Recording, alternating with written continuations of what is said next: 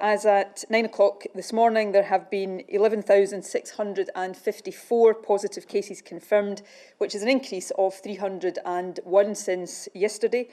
A total of 1,809 patients are in hospital with either confirmed or suspected COVID-19, and that is an increase of 61 from yesterday.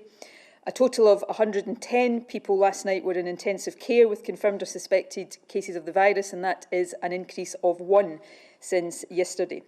I'm also able to confirm today that since the 5th of March, a total of 2,659 patients who had tested positive and been admitted to hospital have been able to leave hospital. That is positive news, and I wish all of them well.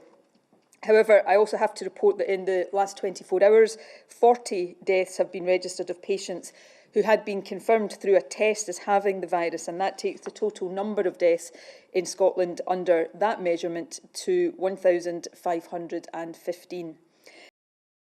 I can confirm that we now have NHS labs operating in all 14 Health Board areas.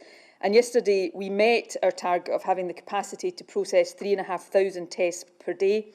In fact, we exceeded that target. As of now, we have active lab capacity for 4,350 tests a day to be carried out within the National Health Service. And by the end of next week, the capacity within the NHS will increase further to around 6,500 tests per day, and we are aiming to reach 8,000 by the middle of this month. So in summary on testing capacity, between the 4,350 tests that can now be processed in our NHS labs and the 4,000 in the Lighthouse lab, the total normal daily capacity for coronavirus testing in Scotland is now 8,350.